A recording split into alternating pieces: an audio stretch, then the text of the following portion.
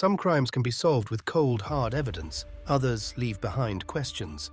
Tonight, we venture into the realm of true crime, where the paranormal intertwines with real-life horror. Throughout history, the human mind has been drawn to the unknown. Ghostly apparitions tied to brutal murders, cursed objects linked to tragic ends, whispered accounts of demonic possessions that culminate in violent crimes. The question is, where does reality end and the paranormal begin? In the early hours of November 13, 1974, the quiet suburban town of Amityville, New York, became the scene of a gruesome family tragedy.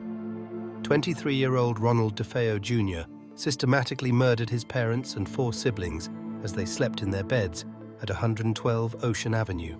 The following year, George and Kathy Lutz purchased the DeFeo residence at a drastically reduced price, aware of its tragic history.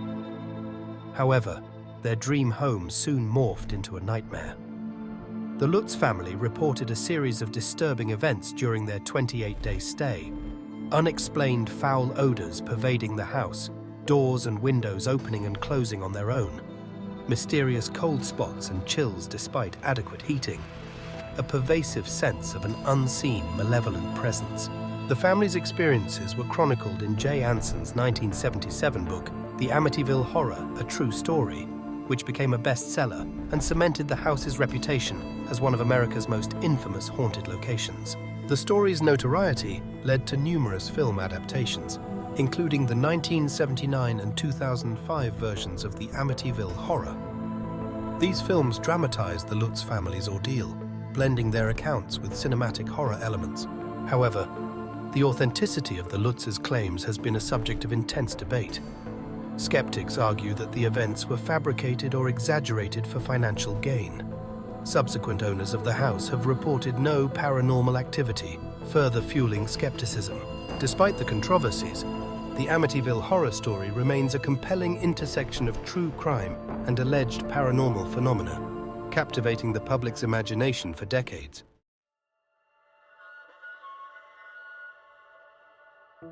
February 2017, Delphi, Indiana. 2 teenage girls, Liberty German and Abigail Williams, vanish while hiking near an abandoned railroad bridge. Hours later, their bodies are found.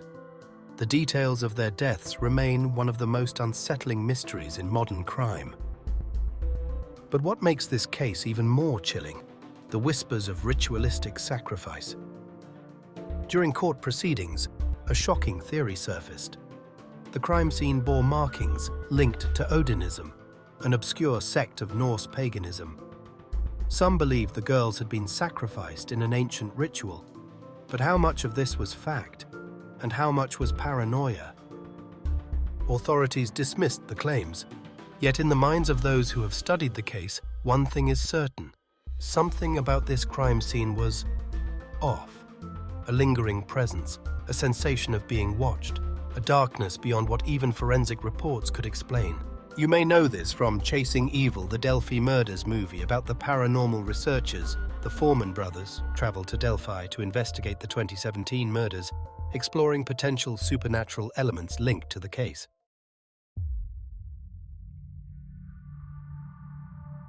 March 2025. A quiet Pennsylvania suburb. It started with a single Ring camera notification. A masked figure, clad in eerie white, leaving an unmarked box at the doorstep of an unsuspecting resident. Then, he vanished into the night. More reports followed, more boxes, more sightings of what locals began calling the box demon. What was inside the boxes? Nothing. Law enforcement was baffled. The masked figure didn't break in. He left no threats, no traces. Just an unsettling presence that seeped into the community's collective fear. Some speculated it was a ghost, a demon, a harbinger of something worse. The police tracked the culprit, a real person, flesh and blood. But the real question remains, why? And why even after he was caught do some residents still see his reflection in windows, in their nightmares?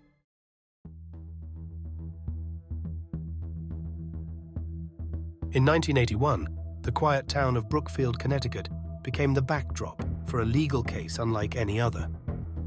Arne Cheyenne Johnson stood accused of murdering his landlord, Alan Bono. But this was no ordinary defense. Johnson's legal team claimed that he was innocent by reason of demonic possession, a defense never before used in an American courtroom. They argued that Johnson had been overtaken by a malevolent spirit, leading him to commit the heinous act. The case drew national attention, with media outlets dubbing it the "Devil Made Me Do It" trial. Despite the sensational defense, the court was unpersuaded. Johnson was convicted of first-degree manslaughter and served 5 years of a 10 to 20-year sentence. This case remains a chilling example of the intersection between criminal acts and claims of supernatural influence. You may know this from the movie The Conjuring. The Devil Made Me Do It, 2021. This supernatural horror film is the third installment in the Conjuring series. It dramatizes the events surrounding Arne Cheyenne Johnson's trial, where he claimed demonic possession as a defense for murder.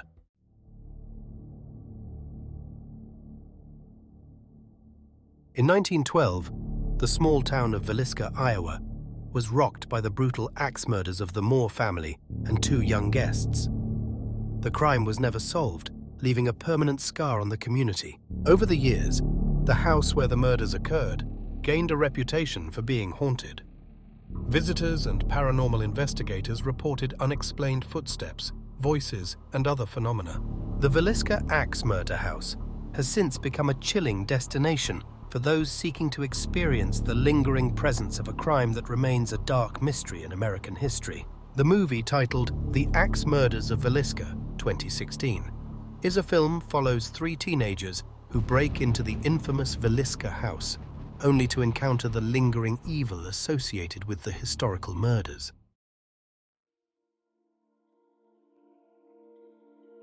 In 1972, the body of 16-year-old Jeannette DePalma was discovered atop a cliff in Springfield Township, New Jersey.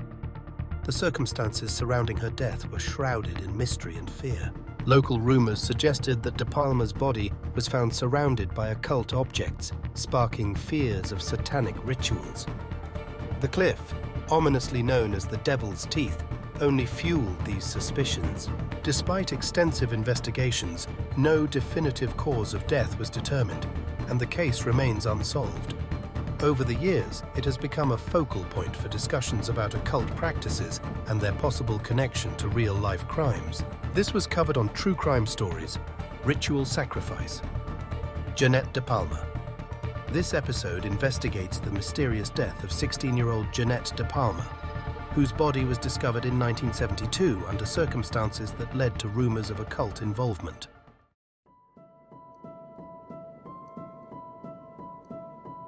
In the late 1940s, a 14-year-old boy from Cottage City, Maryland, referred to by the pseudonym Roland Doe, became the center of one of the most documented cases of alleged demonic possession. Following the death of his beloved Aunt Harriet, who had introduced him to the Ouija board, Roland and his family began experiencing unexplained phenomena: furniture moving on its own, objects levitating or being thrown across rooms, scratching sounds emanating from the walls. Desperate for help, the family consulted clergy from different denominations. After initial Lutheran interventions failed, they turned to the Catholic Church. Father William S. Bowden, along with other priests, conducted a series of exorcisms in St. Louis, Missouri. Witnesses reported disturbing events during these rites. The boy speaking in guttural voices and unknown languages, physical marks and scratches appearing spontaneously on his body, violent reactions to sacred objects and prayers. The exorcism sessions were meticulously documented by attending priests, and after several weeks, Roland was reportedly freed from the malevolent presence. He went on to lead a normal life, with no further reports of paranormal disturbances. This harrowing case inspired William Peter Blatty's 1971 novel, The Exorcist, which was later adapted into the iconic 1973 film of the same name. The movie's portrayal of demonic possession and exorcism has left an indelible mark on the horror genre. While some skeptics attribute Roland's symptoms to psychological factors or fabrication, the case remains one of the most compelling and controversial instances of alleged demonic possession in modern history. In the end, these cases force us to ask ourselves, do we believe in what we see or in what we feel? One thing is certain. There are crimes that leave behind more than just evidence. They leave behind shadows. And sometimes those shadows look back. What do you think? Are these stories proof of the paranormal? Or are they simply the product of overactive imaginations? Share your thoughts below, and if you want more chilling true crime stories with a paranormal twist, make sure to subscribe and keep the lights on.